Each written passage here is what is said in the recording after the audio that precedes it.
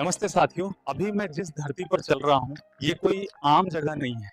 ये वही धरती है जहाँ से संगम युग की कहानी शुरू होती है। मेरे चारों ओर वो समाज जीवित है जिसे आज हम केवल पुस्तकों में पढ़ते हैं। यहाँ तमिल कवियों की संगम सभाएं लग रही हैं। देखिए, यहाँ कविता मनोरंजन नहीं है, बल्कि जीवन को समझने का माध्यम है। सामने चोल, चेर और पांड्य जैसे शक्तिशाली राज्यों की राजनीति चल रही है। कहीं युद्ध की तैयारी है तो कहीं प्रेम और वीरता की कथाएं रची जा रही हैं। बाजारों में व्यापार फल फूल रहा है और गांव शहर अपने पूरे सामाजिक स्वरूप में दिखाई दे रहे हैं। इस वीडियो में मैं आपको किसी पाठ्य पुस्तक के अध्याय की तरह नहीं, बल्कि यही खड़े होकर ये दिखाऊंगा कि संगम युग के लोग कैसे जीते थे, कैसे सोचते थे और कैसे इसी युग ने दक्षिण भारत की सांस्कृतिक पहचान को आकार दिया। इसलिए अंत तक बने रहिए, क्योंकि ये केवल इतिहास नहीं, एक जीवंत संसार है।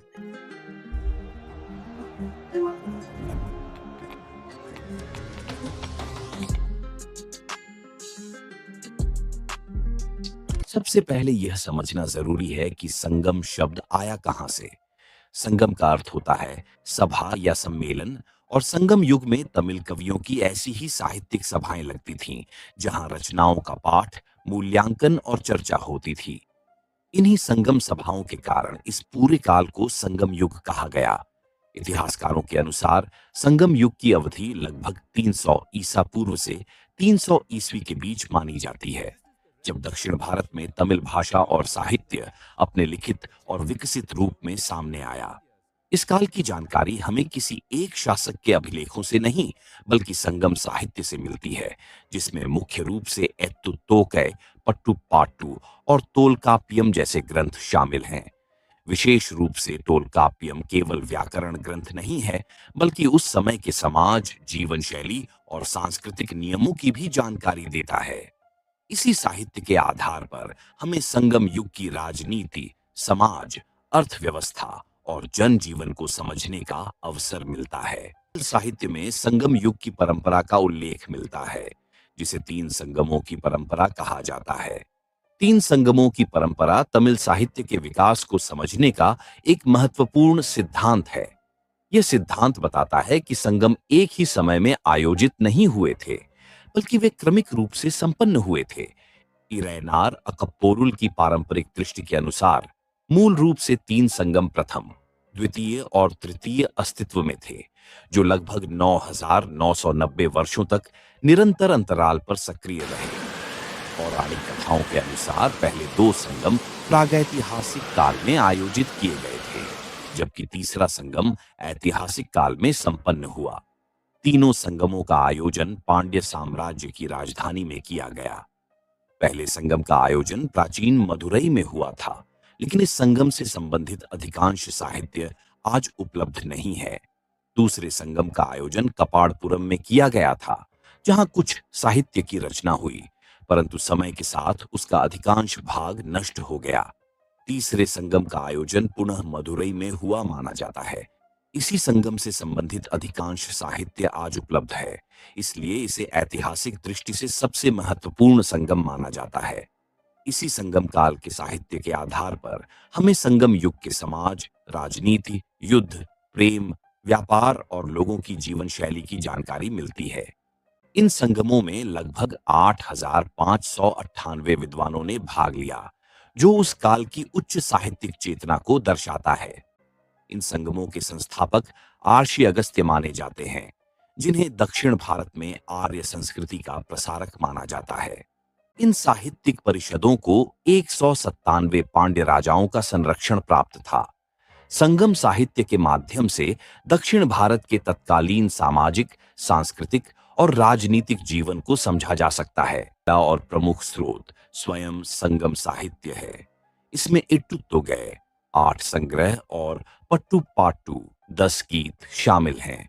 इन 8 संग्रहों में प्रेम, वीरता, देवताओं की स्तुति और राजाओं की प्रशंसा से संबंधित सैकड़ों कविताएं शामिल हैं। जैसे कुछ संग्रहों में प्रेम पर 400 से 500 कविताएं हैं, तो कुछ में युद्ध और वीर राजाओं की प्रशंसा की गई है। इन सभी संग्रहों और 10 प्रमुख गीतों को सामूहिक रूप से मेलकनक्कु साहित्य कहा जाता है। दूसरा महत्वपूर्ण स्रोत तोलकाप्पियम है, जो तमिल व्याकरण और काव्य शास्त्र का सबसे प्राचीन ग्रंथ माना जाता है। यह ग्रंथ न केवल भाषा की संरचना बताता है, बल्कि संगमकालीन समाज, परंपराओं और सांस्कृतिक मूल्यों पर भी प्रकाश डालता है। तीसरा स्रोत उपदेशात्मक साहित्य है, जिनमें नैतिकता, आचरण, शासन व्यवस्था और सामाजिक कर्तव्यों का वर्णन मिलता है। इनमें तिरुक्कुरल जैसे ग्रंथ शामिल हैं, जो संगम परंपरा से जुड़े हुए माने जाते हैं और समाज के आदर्श मूल्यों को दर्शाते हैं। संगम साहित्य के अध्ययन में विदेशी यात्रियों के विवरण भी सहायक स्रोत माने जाते हैं। यूनानी और रोमन लेखकों के लेखों से दक्षिण भारत के व्यापार, बंदरगाहों और विदेशी संपर्कों की जानकारी मिलती है, जो संगम काल की अर्थव्यवस्था को समझने में मदद करते हैं। सबसे महत्वपूर्ण विदेशी स्रोत मेगस्थनीज माने जाते हैं। ये चंद्रगुप्त मौर्य के दरबार में यूनानी राजदूत थे। हालांकि इनका विवरण मुख्य रूप से उत्तर भारत से संबंधित है, फिर भी इन्होंने भारत के विदेशी व्यापार और समृद्धि का उल्लेख अपनी प्रसिद्ध ग्रंथ इंडिका में किया, जो संगमकालीन अर्थव्यवस्था को समझने में सहायक है। इनके बाद प्लिनी द एल्डर का नाम आता है। इन्होंने अपनी पुस्तक नेचुरल हिस्ट्री में भारत रोमन व्यापार का विस्तृत वर्णन किया है। प्लिनी ने बताया कि भारत से मसाले, मोती, रेशम और कीमती वस्तुएं रोम भेजी जाती थीं और इसके बदले रोम से बड़ी मात्रा में सोना भारत आता था। यह विवरण संगम काल की आर्थिक समृद्धि को दर्शाता है। एक अत्यंत महत्वपूर्ण स्रोत है पेरिप्लस ऑफ द एरिथ्रियन सी। यह ग्रंथ किसी अज्ञात यूनानी नाविक द्वारा लिखा गया था। इसमें संगम काल के प्रमुख बंदरगाहों जैसे मुजिरिस और अरिकामेडु का उल्लेख मिलता है। यह पुस्तक दक्षिण भारत के समुद्री व्यापार की स्पष्ट तस्वीर प्रस्तुत करती है। इसके अतिरिक्त टॉलेमी ने भी दक्षिण भारत का उल्लेख किया है। उन्होंने पांड्य, चोल और चेर राज्यों की भौगोलिक स्थिति, नदियों और बंदरगाहों का वर्णन किया। उनके विवरण से यह स्पष्ट होता है कि संगम काल में दक्षिण भारत विश्व मानचित्र पर एक जाना पहचाना क्षेत्र था। संगम काल से संबंधित सबसे महत्वपूर्ण शिलालेख तमिल ब्राह्मी लिपि में प्राप्त हुए हैं। ये शिलालेख मुख्यतः गुफाओं, चट्टानों और पहाड़ी क्षेत्रों में पाए गए हैं। इनमें व्यापारियों, दानदाताओं, भिक्षुओं और सामान्य जनता का उल्लेख मिलता है, जिससे उस समय की सामाजिक और धार्मिक स्थिति की जानकारी मिलती है। संगम काल के अध्ययन में पुरातात्विक स्थलों की भूमिका भी बहुत महत्वपूर्ण है।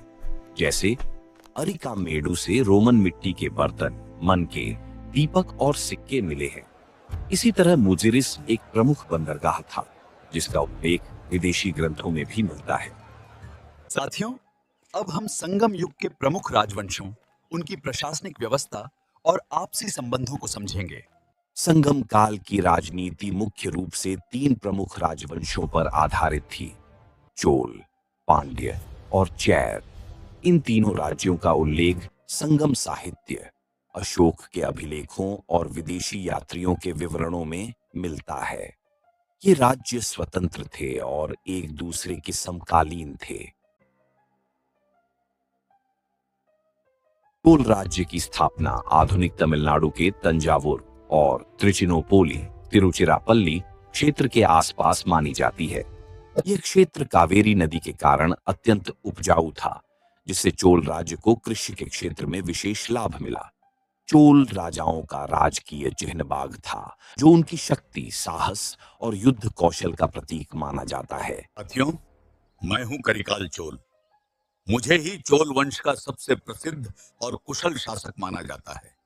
इनका शासन काल लगभग 190 ईस्वी का माना जाता है। संगम साहित्य के अनुसार करिकाल चोल को पड़ोसी पांड्य और चेर शासकों पर विजय प्राप्त करने का श्रेय दिया जाता है। यह भी माना जाता है कि करिकाल चोल ने श्रीलंका में सीलोन पर भी अपना अधिकार स्थापित किया था, जिससे चोलों की सैन्य शक्ति का पता चलता है। संगम काल में चोल राजवंश दक्षिण भारत का एक प्रमुख राजनीतिक शक्ति केंद्र था। 4वीं शताब्दी ईस्वी की शुरुआत में चोलों की स्थिति में परिवर्तन दिखाई देता है। एक ओर पल्लवों के उदय और दूसरी ओर पांड्य एवं चेर शासकों द्वारा किए गए निरंतर युद्धों के कारण चोल राज्य की शक्ति में धीरे धीरे गिरावट आने लगी। इन संघर्षों के परिणाम स्वरूप चोलों का राजनीतिक प्रभाव कमजोर पड़ गया। पांड्य राजाओं का राजकीय चिन्ह मछली था, जो समुद्री शक्ति, व्यापार और समृद्धि का प्रतीक माना जाता है। पांड्य राजवंश की राजधानी मदुरई थी और इनका राज्य मदुरई के साथ साथ रामनाड, तिरुनेलवेली और त्रावणकोर के दक्षिणी भागों तक फैला हुआ था। यह क्षेत्र राजनीतिक और सांस्कृतिक दृष्टि से अत्यंत महत्वपूर्ण था। पांड्य राजाओं का उल्लेख महाभारत और जातक कथाओं जैसे प्राचीन साहित्यिक ग्रंथों में मिलता है।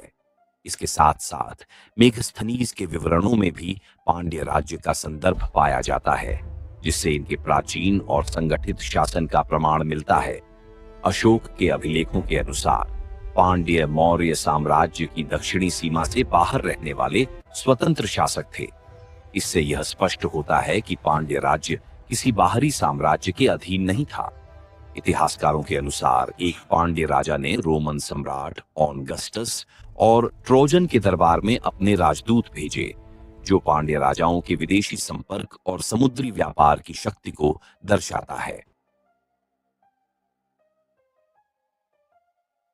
चैर राजाओं का राजकीय चिन्ह धनुष था, जो इनकी वीरता और युद्ध कौशल का प्रतीक माना जाता है। चैर राज्य को अशोक के अभिलेखों में केरल पुत्र कहा गया है। चैर साम्राज्य में मालाबार तट, कोचीन और उत्तरी त्रावणकोर के आधुनिक क्षेत्र शामिल थे। यह क्षेत्र समुद्री व्यापार के लिए विशेष रूप से प्रसिद्ध था। चैर राज्य की राजधानी वंजी थी।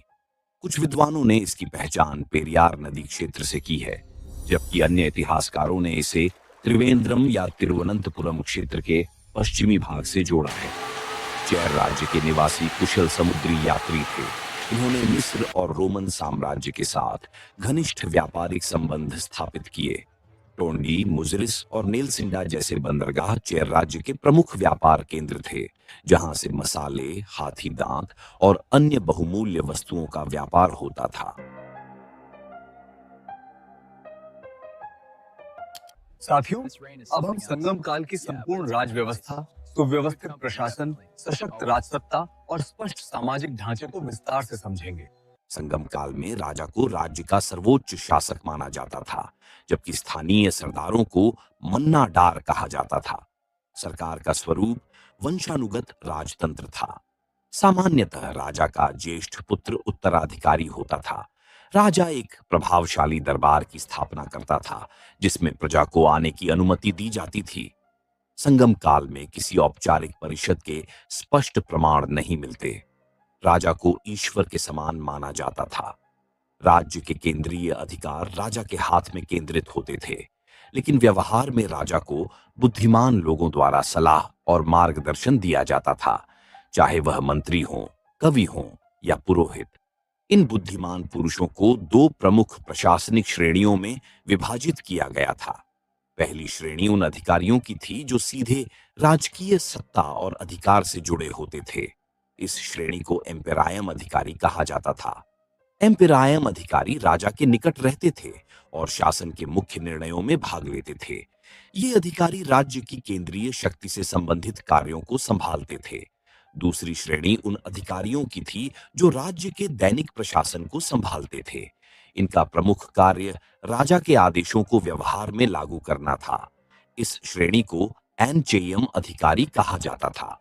एनचेयम अधिकारी लेखा जोखा, प्रशासनिक व्यवस्था, सुरक्षा तथा सैन्य संचालन जैसे कार्यों के लिए उत्तरदायी होते थे। अन्य महत्वपूर्ण पद और व्यवस्थाएं भी विद्यमान थी, जैसे उमच्चा वह अधिकारी होता था जो विभिन्न क्षेत्रों से आने वाले माल का संग्रह करता था। मकामाटोर एक मंडली का सदस्य होता था जो प्रशासनिक या सामाजिक निर्णयों में भाग लेता था। वे लालर समाज के समृद्ध किसान वर्ग से संबंधित थे और इन्हें संगम युग के समाज की आर्थिक रीढ़ माना जाता था। पेटनल राजा के जन्म दिवस को कहा जाता था, जिसे उत्सव के रूप में मनाया जाता था। मनरम यानी भवन वह स्थान था जहां संगम साहित्य की सभाएं आयोजित की जाती थीं। पोडियल सार्वजनिक स्थल को कहा जाता था जहां लोग एकत्र होकर सामाजिक गतिविधियां करते थे। संगम युग का समाज मूल रूप से द्विआधारी विभाजन पर आधारित था, यानी समाज को दो प्रमुख वर्गों में बांटा गया था। पहला वर्ग था व्याटेक, जिसमें वे लोग शामिल थे जो उच्च कुलों में जन्मे माने जाते थे। दूसरा वर्ग था इल्लिपाल, जिसमें निम्न कुलों में जन्मे लोग आते थे। यह विभाजन जन्म और सामाजिक स्थिति के आधार पर किया गया था, जिससे समाज में ऊंच नीच की भावना स्पष्ट रूप से दिखाई देती है। हालांकि तोल्काप्पियम ग्रंथ में समाज को और अधिक स्पष्ट रूप से चार श्रेणियों में बांटा गया है। पहली श्रेणी थी अंधनर या इरुडम, जिन्हें ब्राह्मण माना जाता था। दूसरी श्रेणी थी अरसर, यानी राजा या शासक वर्ग। तीसरी श्रेणी में वणिगर या वैश्यर आते थे, जो व्यापार और वाणिज्य से जुड़े लोग थे। चौथी और अंतिम श्रेणी थी वेल्लालर, जिन्हें किसान वर्ग माना जाता था। इस वर्गीकरण से उस समय की सामाजिक और आर्थिक संरचना को समझने में मदद मिलती है। इन वर्गों के अतिरिक्त समाज में कुछ ऐसे समुदाय भी थे जिन्हें पराइयां कहा जाता था। इन समुदायों को अस्पृश्य माना जाता था और इन्हें मुख्य समाज से अलग रखा जाता था। इससे यह स्पष्ट होता है कि संगम समाज में सामाजिक समानता पूरी तरह स्थापित नहीं थी। संगम युग की अर्थव्यवस्था अत्यंत सुदृढ़ और विकसित मानी जाती थी। इस काल में उद्योग, कृषि, हस्तशिल्प और अंतर्राष्ट्रीय व्यापार अर्थव्यवस्था के प्रमुख आधार थे। व्यापार मुख्य रूप से वस्तु विनिमय प्रणाली पर आधारित था। हालांकि बाद के चरणों में सिक्कों का प्रयोग भी बढ़ने लगा।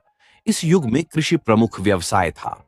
भूमि उपजाऊ थी और सिंचाई की समुचित व्यवस्था के कारण कृषि उत्पादन अच्छा होता था। धान, बाजरा और अन्य फसलों की खेती व्यापक रूप से की जाती थी। संगम काल में उन्नत बुनाई तकनीक का प्रयोग किया जाता था, जिससे वस्त्रों की प्रसिद्धि विश्व स्तर तक पहुंच गई थी। इस काल में रोमन साम्राज्य के साथ व्यापारिक संबंध विशेष रूप से उल्लेखनीय थे। रोमन व्यापारियों द्वारा लाए गए सोने और चांदी के सिक्के तमिलनाडु के कई स्थलों से प्राप्त हुए हैं, जो विदेशी व्यापार की पुष्टि करते हैं। व्यापार के प्रमुख केंद्रों में पुहार का विशेष स्थान था, जो एक प्रसिद्ध बंदरगाह और अंतर्राष्ट्रीय व्यापार का केंद्र बन चुका था। इसके अतिरिक्त कोडिक्करई, अरिकामेडु और मस्कन्नम जैसे बंदरगाह भी वाणिज्यिक गतिविधियों के महत्वपूर्ण केंद्र थे। संगम युग में निर्यात की जाने वाली प्रमुख वस्तुओं में सूती कपड़े, मसाले, काली मिर्च, इलायची, दालचीनी, हल्दी, हाथी दांत से बने उत्पाद, मोती और कीमती पत्थर शामिल थे। वहीं आयात की जाने वाली वस्तुओं में सोना, घोड़े और मदिरा प्रमुख थीं। स्थल मार्ग से व्यापार करने वाले व्यापारिक दलों के साथ साथ समुद्री व्यापार मार्गों को मानविकम कहा जाता था, जो उस समय की उन्नत व्यापारिक व्यवस्था को दर्शाता है। संगम युग में राज्य की आय का प्रमुख स्रोत कृषि कर था, जिसे कड़ई कहा जाता था। भूमि की पैमाइश की जाती थी और उसी के आधार पर कर निर्धारित किया जाता था। यह व्यवस्था संगठित और सुव्यवस्थित थी। युद्धों में प्राप्त लूट भी राज्य की आय का एक महत्वपूर्ण स्रोत थी, जिसे इड्डी कहा जाता था।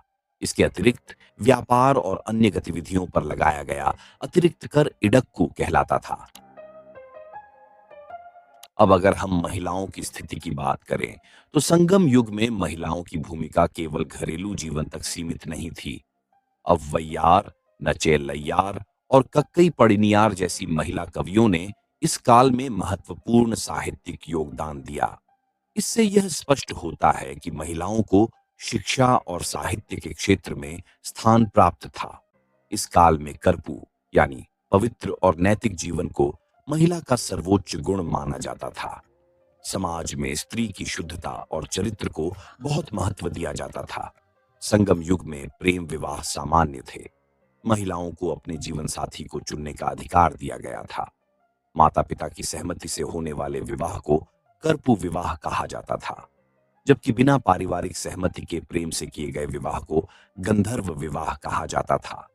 इससे यह स्पष्ट होता है कि उस समय विवाह व्यवस्था अपेक्षाकृत लचीली और मानवीय थी।